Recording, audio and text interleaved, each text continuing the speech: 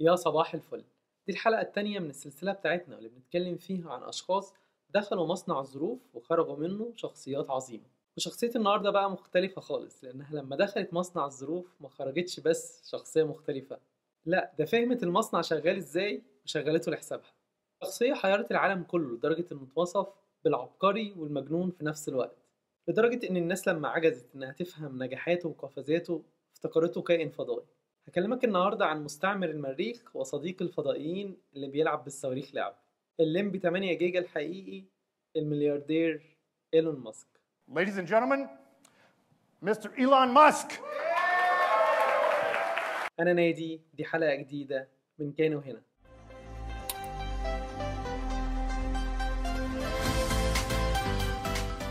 في 28 يونيو 1971 اتولد إيلون ماسك في جنوب أفريقيا. ممكن نختصر فترة طفولته ونقول إن هو كان شخص انطوائي جدا، وده كان بسبب إنه بيعاني من متلازمة اسبرجر، وهي درجة من درجات مرض التوحد. انطوائية إيلون خليته يشكل عالم خاص بيه معتمد على القراية والخيال الواسع، وده اللي خلاه يتعلم البرمجة ويعشق الكمبيوتر لدرجة إنه هو عنده 12 سنة صمم لعبة وباعها ب $500. ولما كمل 17 سنة هاجر لكندا ومنها للولايات المتحدة عشان يدرس الفيزياء والاقتصاد، وهناك عمل أول شركة ليه وسماها زيب2 وباعها ب $340 مليون.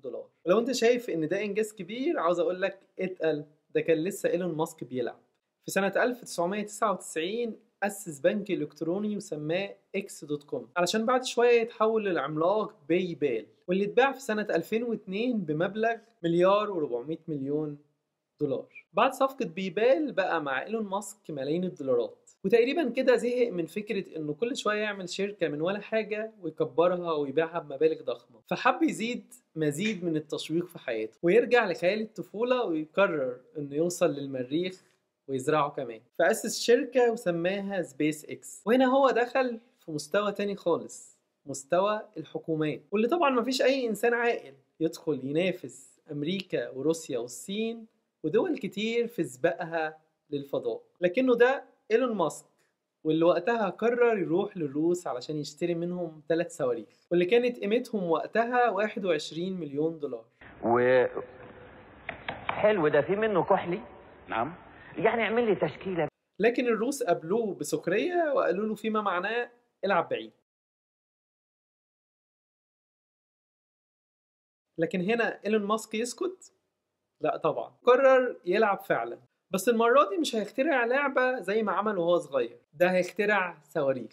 ماسك جمع فريقه وقال لهم الروس مش هيدونا الصواريخ، بس احنا هنصنعها من الصفر، وده هيوفر علينا حوالي 97% من قيمتهم. طبعا الفكرة في حد ذاتها مجنونة أكتر من فكرة إنه يشتري الصواريخ من روسيا. لكن في 2005 كان ماسك جاهز لإطلاق صاروخه الأول، لكن للأسف الصاروخ بعد إطلاقه بثواني سقط. كارثة كبيرة كفيلة إنها تنهي الحلم تماما، لكن أحلام إيلون لا تنتهي.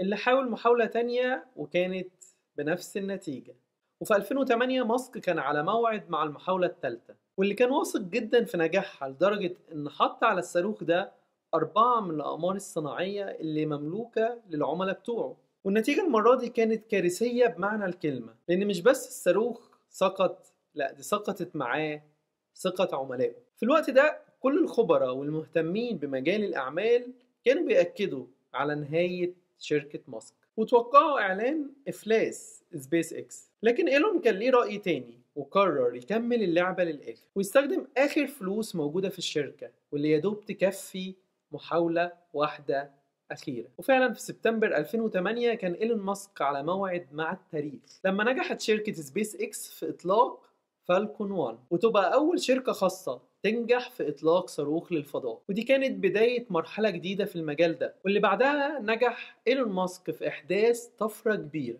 وتحديدا في 2012 لما نجح في إطلاق صاروخ للفضاء وإرجاعه تاني للأرض. ولو انت فاكر ان دي حاجة عادية تبقى غلطان، لانها بتفرق جامد جدا في التكلفة. الاول كان الصاروخ اللي بيخرج للفضاء بعد ما مهمته تخلص كان بيترمي، لكن بفضل سبيس اكس بقينا بنقدر نبعت صواريخ للفضاء وترجع تاني ونبعتها تاني. واستمر إيلون ماسك في تحقيق المعادلة الناجحة بتاعته، وهو انه يقدم اكبر جدوى بأقل سعر. وعاوز أقول لك إن تحدي سبيس إكس ده تحدي واحد بس من تحديات كتير كسبها إيلون ماسك، واللي برضو دخل مجال تاني وهو مجال السيارات اللي كان مقبرة لمدة 100 سنة لأي شركة تحاول تدخله،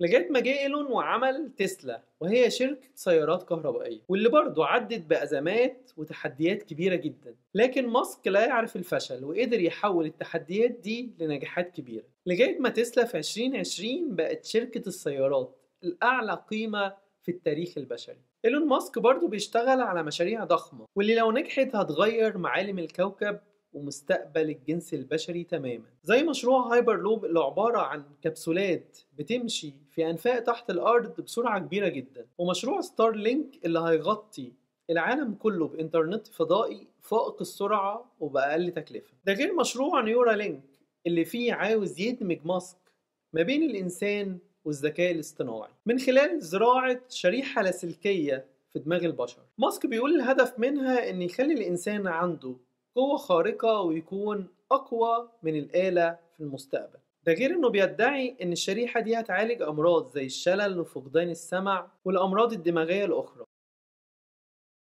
وبعيدا عن أي جدال حوالين شخصية إيلون ماسك، لكن مفيش حد فينا يقدر ينكر نجاحه، ولو ركزت في كل اللي فات هتلاقي معادلة نجاحه تتلخص في الآتي: 1. مفيش سقف لطموحاته. 2. دايما مؤمن إنه يقدر يحول الأحلام دي لواقع. 3. بيقدر يتخطى كل المعوقات بإصراره. يمكن تكون شايف إن إيلون ماسك ما عداش بظروف صعبة زي معظم الناس اللي بتدخل مصنع الظروف، لكن تعريف الظروف الصعبة بيختلف من شخص لشخص. يعني مرض إيلون ماسك بمتلازمة سبارجر أنا شايف إنها حاجة صعبة، لكنها كانت سبب في خياله وقراياته الكتيرة جدا. دخوله في سلسلة إخفاقات في كل مشروع دخله تقريبا تعتبر ظروف صعبة، لكنه حولها لنجاحات كبيرة.